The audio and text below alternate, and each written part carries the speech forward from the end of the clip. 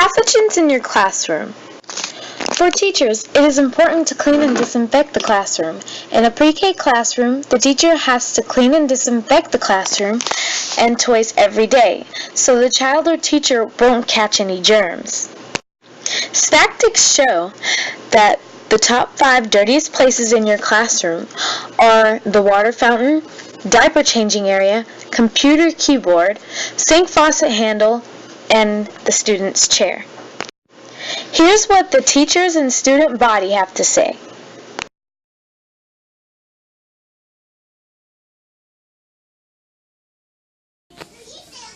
Hi, Valerie. Hey, Somalia.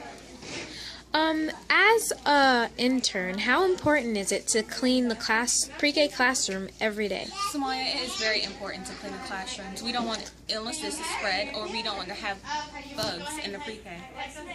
Thank you so much, Valerie. You're welcome. Do you ever share drinks with anyone?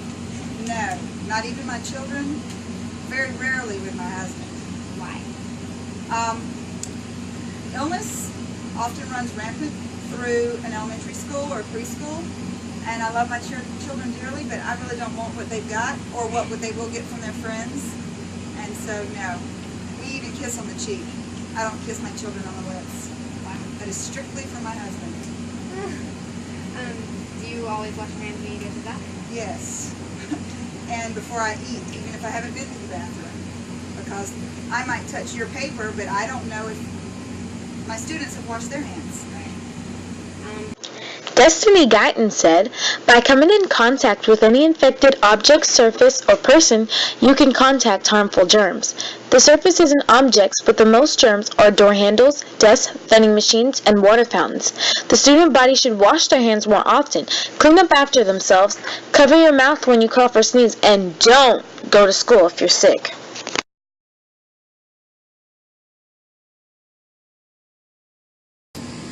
How frequently do you share drinks with your friends and family? Are you aware of how dangerous this can be? I constantly share with my family and friends. I mean, what's wrong with that? Do you always wash your hands when you finish using the bathroom? I try to, but it doesn't always happen. How many people do you see that don't wash their hands either? A lot of people. It's really sad. Do you always wash your hands when you finish using the restroom? Yes. How many people do you see that don't wash their hands when you come out of the bathroom? I see a lot of people not do it. They just like walk up to the mirror and then act like they didn't use the bathroom and walk away. It's kind of gross.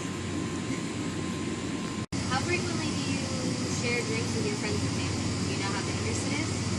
I share with my friends and family a lot. Like when they drink after me, I don't really care. And I don't really know how dangerous it is. Pretty gross. Although it's hard to say no when a best friend wants you to try her eyeliner or wants to borrow your lip gloss or share your drink, lips may seem safe, but they can have germy spit on them, and they can crack and bleed. In addition, oral herpes can be found around the lip area. Germs can get onto anything that goes into or on someone's mouth and can be transferred to your mouth. Ms. Bergman will now show you a demonstration on how you can prevent germs from being direct and indirect contact, as well as airborne. Do you know that when we sneeze, we have all kinds of things that come out of our mouth? Sometimes it's spit, sometimes it's snot. But how are we supposed to sneeze? Into our what? Into a tissue, into our elbow. You know, a lot of people don't do that. And what happens when they sneeze, it's kind of like this balloon. We put some fake germs in the balloon. And sometimes people aren't exactly covering their mouth. Now check your skin. Did you just get sparkled?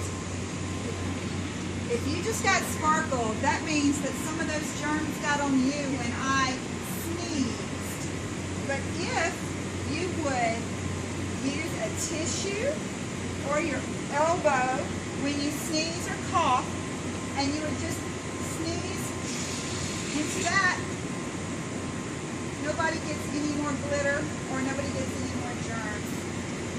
So please sneeze and cough into your elbow, and then you can open the door or shake hands with someone without giving them achoo, all your germs. Now, we don't want germs, do we? Not at all. So how are we going to sneeze and cough? Choke.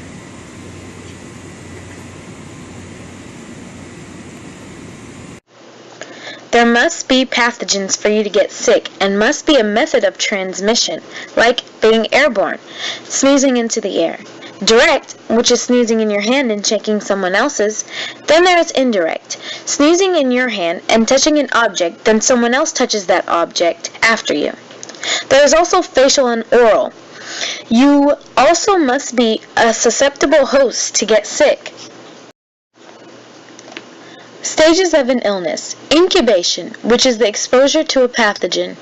Prodromal, the first symptoms, which are highly contagious.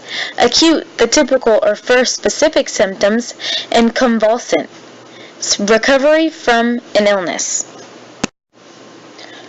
When you're sick, you should stay at home for at least 48 hours before coming back to school to prevent the spread of germs to other classmates.